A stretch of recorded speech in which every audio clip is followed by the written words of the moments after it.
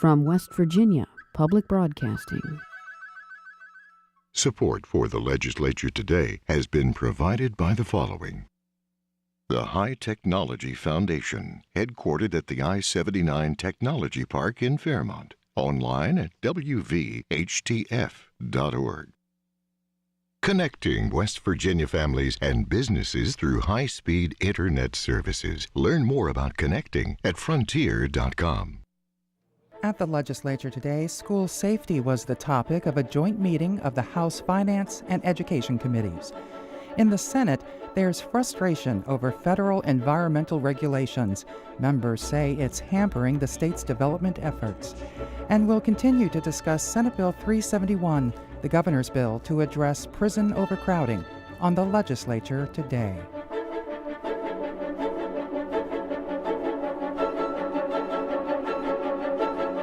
Good evening, I'm Beth Voorhees. The Senate Education Committee this afternoon took up Senate Bill 359, the governor's education reform bill. Teachers hate it because it addresses hiring. Businesses hail it as a measure to increase student achievement. Governor Tomlin has finally spoken out about the debate. Ashton Mara was with the governor this afternoon and joins us now. Ashton, what did the governor say? Beth, the governor feels there may be a lot of misconceptions floating around of this bill because there's a lot of pushback from the unions, like the ones brought before the Senate Education Committee today. For example, there's this issue that a teacher's standard 7 days paid holiday is being taken away. The governor says that's not true. It just wasn't written clearly enough in the bill, and those are not being taken out. He says his staff is working to make sure that that section of the bill is more clear. But there are other key points in 359 that the unions oppose. The change in hiring practices, for instance, is a big one. The governor said, first of all, they're not taking seniority out of the equation. He just believes it's not the most important criteria for them to consider. The bill also gives faculty senate an input when choosing who should be hired. The governor says that's because teaching comes down to being a team effort, and the senates know who fits best on their team. But allowing national programs like Teach for America in was still a touchy subject. Union representatives have told me over the past few weeks that it lowers standards for teachers just to get somebody in the classroom. But lowering those standards doesn't heighten student achievement. It's an issue the governor would only say they're still negotiating. Flexibility at the local level when it comes to school calendars is in the bill, and it's something that the Department of Education was quick to support. But union representatives have told me they're not comfortable with that option. The governor says, though, he believes that these local boards, the ones who know how to deal with making up snow days already, are the ones who should make sure their students are in school for 180 days. And the governor has said there are other changes to education other than this bill. Tell us about that. What's he going to do next week? The governor describes education reform as a three-pronged effort, with the bill, changes to the Department of Ed, and also these executive orders. He's releasing 3 executive orders he says we'll see by the end of next week. The first creates a task force to study middle school curriculum. The second is a current workforce council that includes educators, administrators, and participants from Workforce West Virginia. It works to make a seamless transition into the workforce from school.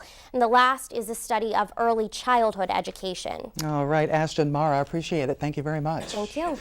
The House Joint Committee on Education and Finance heard a budget presentation from the School Building Authority this morning. As Dave Mistich reports, the SBA has been keenly focused on preventing violent incidents like the one in Newtown, Connecticut, from happening in West Virginia schools. While School Building Authority Executive Director Dr. Mark Manchin gave a presentation on the organization's entire budget, much of the hearing focused on finances directed towards safety in West Virginia schools. The emphasis on the matter stems from legislation passed nearly 6 years ago. In 2007, with the passage of the School Access Safety Act and creating the School Access Safety Fund, which allows the School Building Authority to distribute funds to counties in accordance with their plan, their safety plan, we were able to distribute $31 million to the 55 counties over these last 4 years in West Virginia. Manchin said those funds have financed various safety measures in schools, including keyless entries, locking mechanisms on doors, and the numbering of rooms. But aside from tangible safety tactics, the SBA has contracted Patriot Services to conduct vulnerability assessments and digital mapping around the state's schools. The information the company has collected is being downloaded into a Department of Homeland Security database for use by its first responders. Manchin explained how emergency personnel would use that information if a school came under attack. For instance, if there is an incident at X school anywhere in the state of West Virginia, now first responders will not only have all the other information, the vulnerability assessment, knowing where the school is vulnerable, where access points are, what are working locks and doors, but also have a visual of each classroom, and that in real time in transport that they can be given that information and not having to take time to assess. They're assessed en route. Again, keep in mind how critical time is in these incidences. Manchin also noted a protective film for windows developed by 3M that the SBA is considering using to keep intruders or potential threats out. They're shatterproof that would allow an individual to shoot but not gain access or entry into the building by shattering the window. What happened in Newtown? If you review what happened in Newtown, the individual shot out the front entry, was not buzzed in. There was a keyless entry. Was not buzzed in, but was able to shoot out the window, reach in the door, open it up, gain access, and the entire incident took less than 9 minutes. As horrific as that is, we've learned from these incidences. We're learning here in West Virginia, and we believe in the next several years that after we build the new schools, we retro the existing schools, that the safest schools in the entire United States will be right here in West Virginia. The SBA is scheduled to meet on March 11th and plans to discuss the protective film and other safety measures that could be implemented. As for how much of the SBA's budget would go for this film and similar measures, Manchin noted it all depends on the size of the building. Well, we have a formula that we provide as we build new schools here in West Virginia. So we're, in average, about $240 a square foot. Now, we anticipate that approximately $2 to $4 additional in our formula for the safety glass and some of the safety initiatives. So we anticipate about $4 per square foot additional funds for safety as we build new schools and renovate existing schools. Delegate Josh Stowers of Kanawha County is the vice chair of the House Education Committee. He said the work the SBA has done over the years has come a long way in keeping school children safe. I think we're doing a lot better than we were 10, 15 years ago. There were obviously a lot of money that has been expended in the School Access Safety Fund. If you look at where we were 10, 15 years ago in terms of facilities, I think every school system has gone a long way in terms of their entryways, of their systems of who gets into the building and how you monitor that process. I think there's been a step forward in the way that the SBA, when they fund newer schools, the way that they address those issues on the front end rather than going back and renovating schools like they do now. So I think we've gone a long way. There's more to do, but we're certainly moving in the right direction.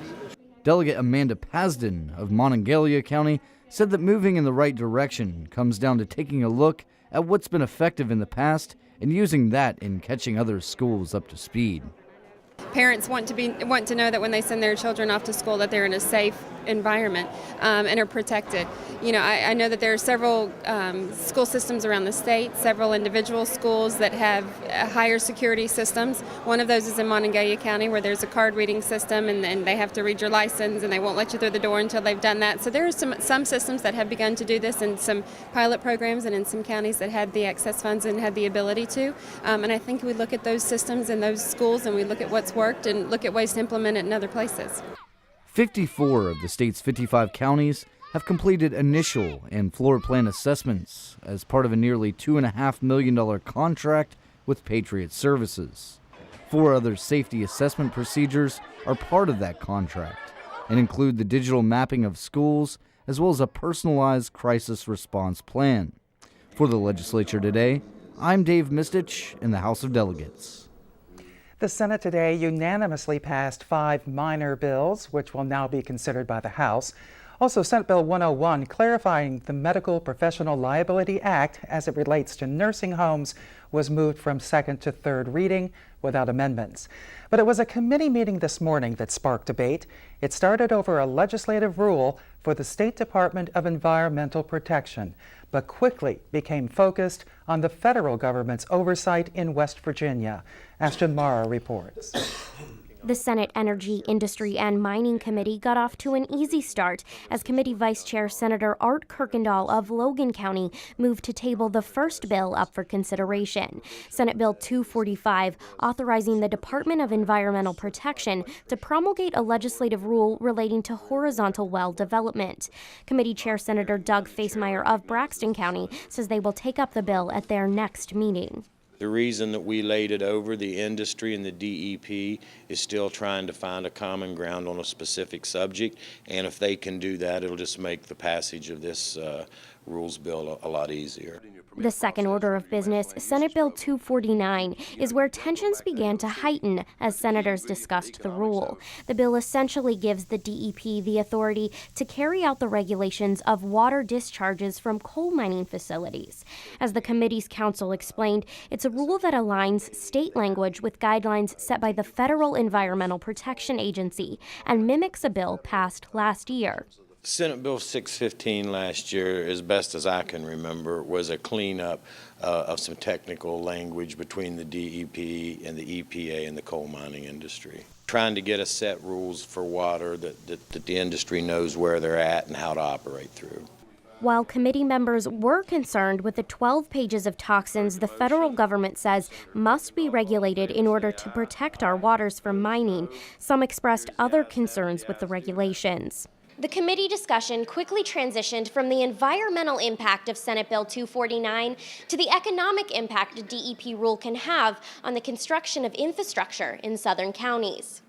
Senator Robert Plymel of Wayne County was concerned with one specific project, the construction of the Southern King Coal Highway, and how regulations are affecting its progress. Plymel says the federal government is stepping in to prevent the state's use of the land because of environmental concerns. When we, as West Virginians, are not going to go in and destroy an area, yet the only economic development opportunity we have to change things is what we're doing, and let's take I-73, 74, the King Coal Highway. This is the only way we have to change the demographics of our area, is to create the things. Facemeyer says as coal companies move through the coal fields, the land left behind is flat. While reclamation laws require coal companies to return the land to the state it was in prior to being mined, some senators say foregoing those laws could actually provide a development opportunity for the state at a much lower cost and create jobs through the construction. We've also had a really good working relationship with the coal industry in wanting to assist us in trying to, do things the right way and as well develop land that we can use for highways. And I think it's been a joint effort between industry and government, and it's really kind of the way things ought to work. Kirkendall added these flattened lands could also be used to build relocation housing for West Virginians living on floodplains, an idea he says many in the state are overlooking. A key that everybody is losing in West Virginia, especially in the southern area, is a floodplain area. We spend millions and millions and millions of dollars in the heart of the coal field, the southern areas, because of the 40-some degree slopes that we live at the foot of. Instead of taking a parcel of post-mine land in a master land usage program into the permit process and having it designed for an affordable housing unit to be put in that particular area and take these people out of these repetitive flooded areas, they pay claims over and over. We had to bring our troops in. We had to bring FEMA in year after year after year to clean this up. Kirkendall says a program to build this type of affordable housing could eventually save the state millions of dollars in flood assistance and relief efforts. Ultimately, the committee approved Senate Bill 249 with support for passage to the full Senate after its second reference to the Senate Judiciary Committee. For the Legislature Today, I'm Ashton Mara in the Senate. In a moment, we'll talk with House leaders about the governor's bill to ease prison overcrowding. First, here's a look at some of the bills introduced in the Senate today. Among the bills introduced in the Senate today, Senate Bill 435 to continue the municipal home rule pilot program and allow more cities to participate. The bill states that municipalities in the pilot program do not have the authority to pass ordinances relating to taxation and other matters. Senate Bill 437 to eliminate the Residential Rehabilitated Building Personal Income Tax Credit Program. Senate Bill 438 to authorize the reorganization of certain community and technical colleges. The legislature finds that a critical need exists to enhance the role of technical education in every area of the state and to encourage and strengthen collaborative and cooperative relationships between and among institutions in order to provide the highest quality programs and services. Senate Bill 442 to better clarify the distinction between hunters and shooters in the field. The bill would allow shooters who are in possession of a firearm in or near the woods to not have to possess a valid hunting license. And Senate Bill 445 to enhance state revenues by allowing the state tax commissioner to divert and use lottery prizes to pay the unpaid tax liabilities of lottery prize winners. There's only one bill up for passage in the Senate tomorrow, Senate Bill 101, to provide technical cleanup to clarify that the legislature originally intended that all actions brought against a nursing home are subject to all the limitations and provisions set forth in the Medical Professional Liability Act. Last night, we heard from the Senate Judiciary Committee chairs for our first overview of the governor's bill to address prison overcrowding.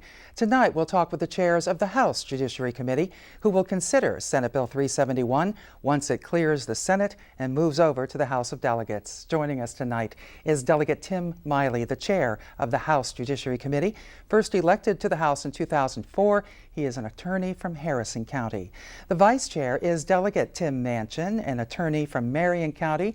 He was first elected in 2004 as well. Gentlemen, thank you for being here tonight. Thanks for having us. I'd like to concentrate again on the Council of State Governments Justice Reinvestment in West Virginia report. And the framework for the plan here is really on page 2. To strengthen community supervision, let's talk about this a little bit. They suggest we adopt a statewide risk need assessment instrument to determine an individual's likelihood of reoffending and to focus supervision resources on people who are most likely to reoffend. Do you know about this assessment, what it contains or what it factors in? I don't know the details as far as what the actual test and the criteria within the test contains, but it has proven to be very successful in other states who have had this same group come in and evaluate their prison overcrowding system. And Beth, the reason why it's desperately needed, in our opinion, and in the opinion of the Council of State Governments, is that right now we have a one-size-fits-all approach to our prison system. And that is, we don't do the test, and so we treat everyone the same. By doing this test, we're able to, hopefully on the front end of their prison sentence, determine the people who are at greatest risk for reoffending and take appropriate steps to intervene and provide treatment and rehabilitation services, and also determine what their needs are as far as rehabilitating themselves when they get out of prison so that they can be a productive citizen when they get reacclimated to their communities. The last thing we want is to have just stronger, more hardened criminals getting released without these services back into our communities, because that certainly doesn't enhance public safety. That's right. To ensure that all people released from prison in the community are supervised. We're not supervising these folks as they come out of prison right now. No, a lot of what's happening is because of our parole system being as inefficient as it is, a lot of these folks are serving their maximum time, and when they're released, we have no authority over them anymore because they've served all their time. The idea behind this is to get them out at a point where we can continue supervision over them, and studies have shown in Texas and Oklahoma both, that by doing that you can look at their needs, you can continue monitoring them, you can keep them on the path, and you can reduce their repeat offenses. And that's what we're after, is to make our community safer by eliminating crime and cutting down on repeat offenders.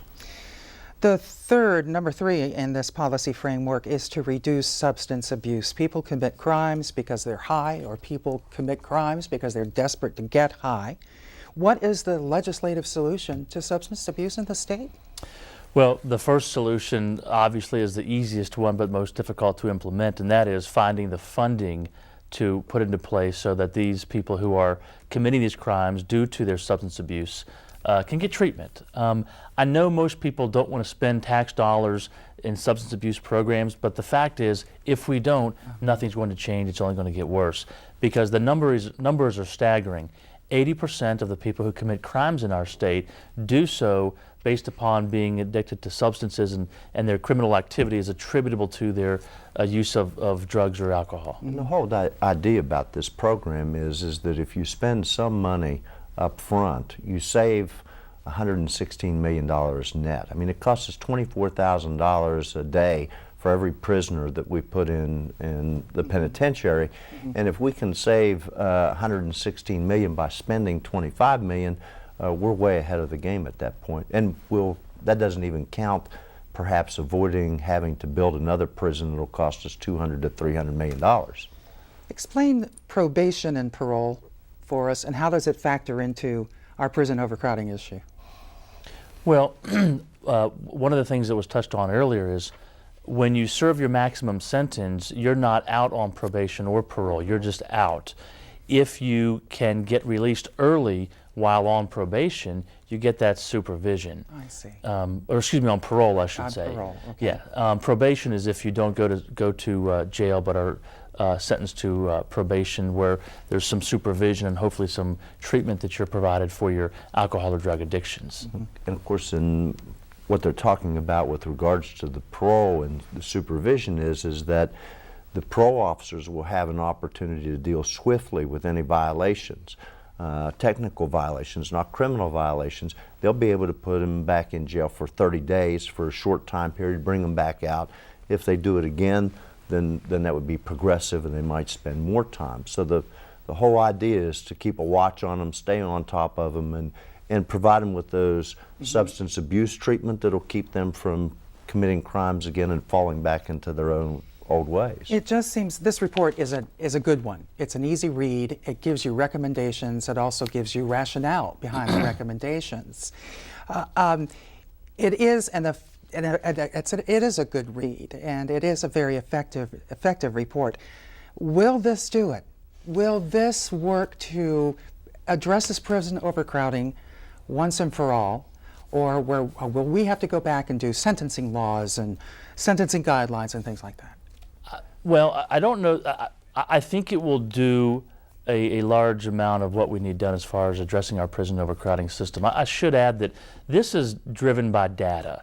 It's worked in other states. We have facts, figures, and statistics that have been implemented in other states that we're drawing from. This isn't West Virginia going out on the cutting edge to be the first down this road. This has worked in other states. It does work, and it will work here. Are we going to eradicate crime? No, we're not going to do that. And the bottom line, Beth, is that we're headed in the wrong direction right now. We have a higher incidence of repeat offenders than we're seeing in the rest of the country. We're going in one direction, the rest of the country is going in the other. Our system's not working. We've got to change it, and this system makes sense. All right. Delegate Tim Miley and Delegate Tim Manchin, thank you very much for joining us tonight. Thanks for having us. Appreciate it. And here's a look at some of the bills introduced in the House today.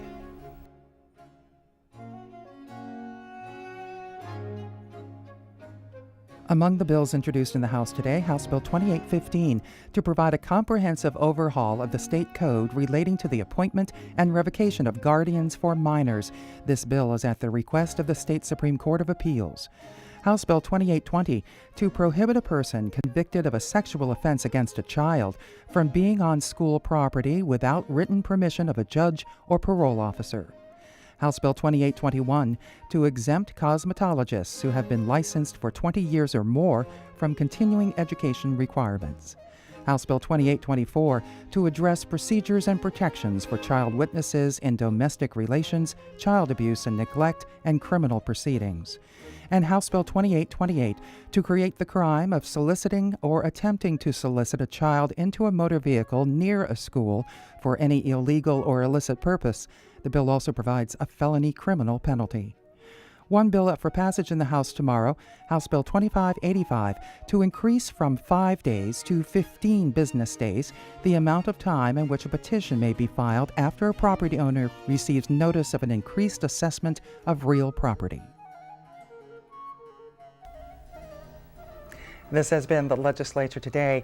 Tomorrow, we'll talk about the condition of West Virginia's prison system with Joe Thornton, the Secretary of the Department of Military Affairs and Public Safety. We welcome your comments and questions about any of the issues at this legislative session. You can email us at feedback@wvpubcast.org. I'm Beth Voorhees. Thanks for joining us. Good night.